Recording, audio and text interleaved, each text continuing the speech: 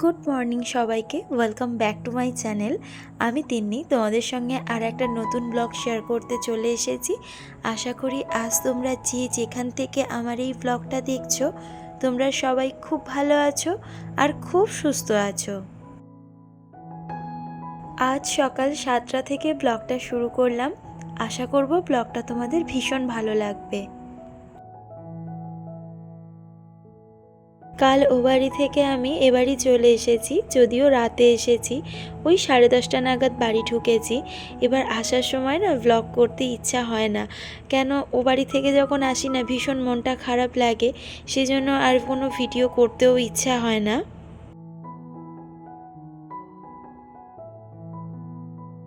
নিজের কাছের মানুষ আর প্রিয় মানুষদের ছেড়ে আসতে ভীষণ কষ্ট লাগে। যখন বিয়ের প্রথম তখন অতটা বুঝতে পারতাম না, কিন্তু যত দিন যাচ্ছে এই ব্যাপারটা বেশি করে আমি উপলব্ধি করি যে ওখান থেকে আসার সময় আমার ভীষণ কষ্ট হয় আর ভীষণ কান্নাও পায়। এবার প্রত্যেকবারই আসার সময় কাঁদতে কাঁদতেই আসি, কিন্তু কিছু করার নেই, এ বাড়িতে তো আসতেই হবে। এবার আমার না অনেকটা দূর, মানে অনেকটা ডিস্টেন্স, প্রায় 2 ঘন্টা মতো সময় লাগে এ বাড়ি ও বাড়ি করতে। এবার সব সময় তো যাওয়া হয় না, সেজন্য আরও বেশি করে খারাপ লাগে। সকালে উঠেই প্রথমে রান্নাঘরটা মুছে একটু চা করেছিলাম। চা খেয়ে বাসি জামা কাপড় ছেড়ে আর ঠাকুর ঘরে চলে এসেছি। ঠাকুর ঘরটা না 2-3 দিনে এত নোংরা হয়ে গেছে, একটু ভালোভাবে পরিষ্কার করে নিচ্ছি। আর বাড়িতে না থাকলে না বাড়ি ভীষণভাবে অপরিষ্কার হয়, আর আমার একদম অপরিষ্কারটা পছন্দও হয় না, আর আমার কারোর কাজও সেই রকম খুব একটা পছন্দ হয় না। আমার নিজের কাজগুলো নিজেরই করে নিতে ভালো লাগে, কেন সবাইকে বলে বলে কাজ করাতে আমার ভীষণ বিরক্তই লাগে। আমি আবার কাউকে কিছু বলতে পারি না যে এই কাজটা আমার করে দাও বা ওই কাজটা করে দাও, এই জিনিসটা আমার একদমই আসে না। আমার হাজার কষ্ট হলেও আমি আমার নিজের কাজগুলো করে নিতে বেশি পছন্দ করি। ঠাকুরের বাসন মাজার পর না বেসিনটা কেমন যেন একটা হড়হড় করে। একটু সাবান দিয়ে যদি আমরা ঘষে দিই তাহলে কিন্তু বেসিনটা একদম হড়হড় করবে না, আর বেসিনটা ভীষণ চকচকে থাকবে।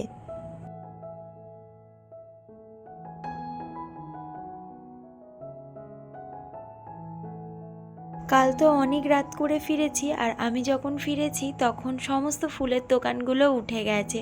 অত রাত্রে তার ফুলের দোকানগুলো থাকে না। আর আজ আমার বাগানে অনেক ফুল ফুটেছে, যদিও প্রত্যেক দিনই ফুল ফোটে, আর বিশেষ করে আমার জবা গাছগুলোয় অনেক অনেক ফুল হয়। নিজের বাগানের ফুল দিয়ে পুজো করতে কিন্তু ভীষণ ভালো লাগে, আর আমার বাগানে যখন এরকম গাছ ভরে ভরে ফুল হয় না, দেখতেও খুব ভালো লাগে। পুরোপুরি পুজোটা এখন সারিনি, পুজোটা পুরোপুরি সারতে গেলে প্রায় 0.5 ঘন্টা 45 মিনিট সময় লেগে যাবে, আর এদিকে হাতেও বেশি সময় নেই, সেজন্য শুধুমাত্র গোপালকে তুলে একটু খেতে দিয়েছি। আর এখন চলে এসেছি আমি রান্নাঘরে। এখন আগে টিফিনটা রেডি করে নেব।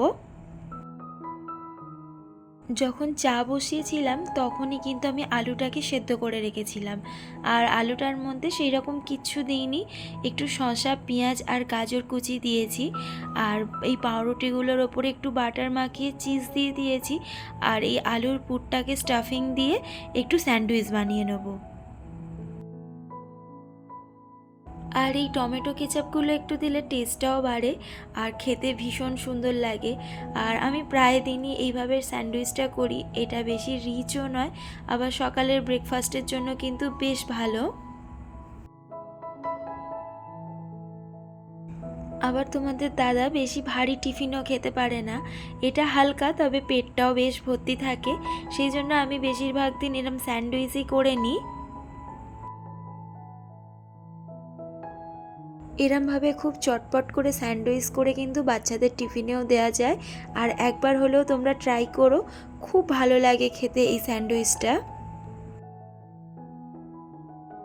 এবারে আর কিচ্ছু না, শুধু একটু চাটুতে সেঁকে নিলেই কিন্তু স্যান্ডউইচ একদম রেডি হয়ে যাবে।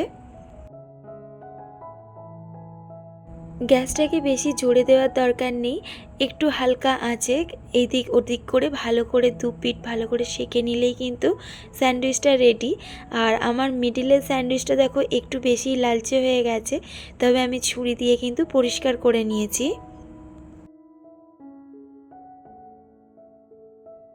আর বাইরে দেখো মুষলধারে বৃষ্টি জমেছে।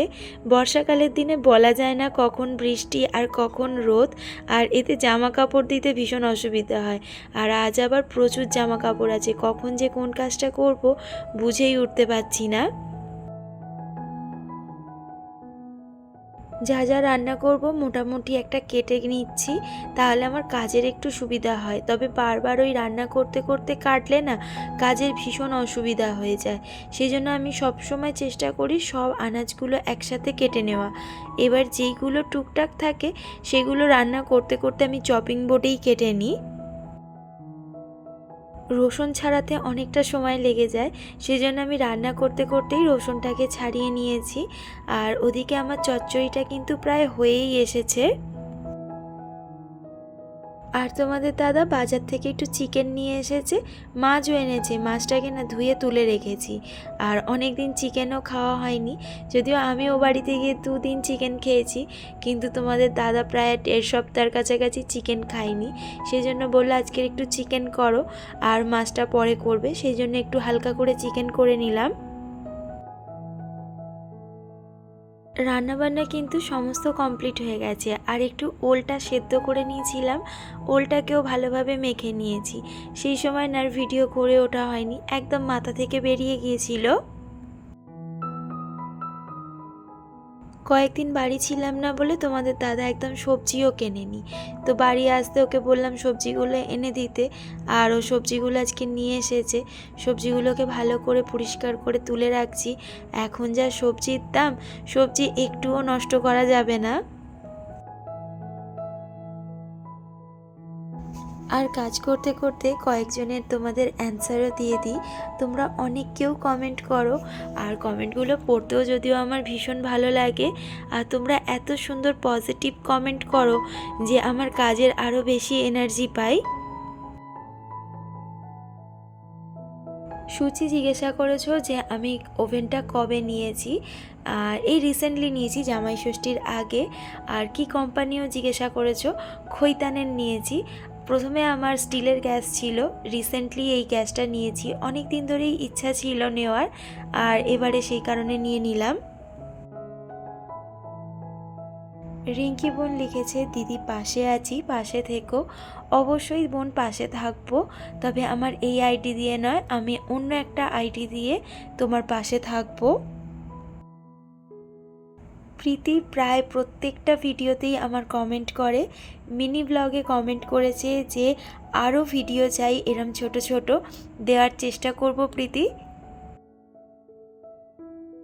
অনিতা মালাকার লিখেছো যে একটা হোম ট্যুর চাই। নিশ্চয়ই হোম ট্যুর দেবো। হোম ট্যুর দিতে গেলে একটু সময় লাগে, কোথা থেকে শুরু করব বুঝে উঠতে পারি না, সেই জন্য এতদিনে হোম ট্যুর দিইনি। তবে ইচ্ছা আছে খুব তাড়াতাড়ি একটা হোম ট্যুর দেবো। বাড়িতে না থাকলে বাড়ির অবস্থা কিন্তু ভীষণ খারাপ হয়ে যায়।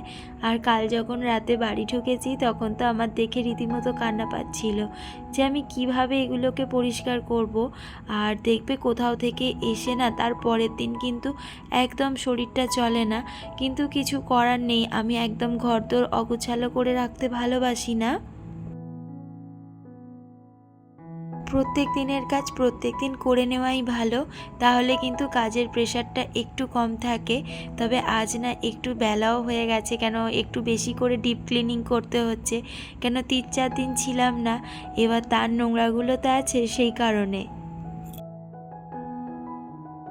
ঘরদোর মোছবার আগেই কিন্তু জামা কাপড়গুলোকে ভিজিয়ে রেখেছিলাম, আর ঘরদোর মোছবার পরেই এখন আমি একটু কেচে মেলে দিচ্ছি।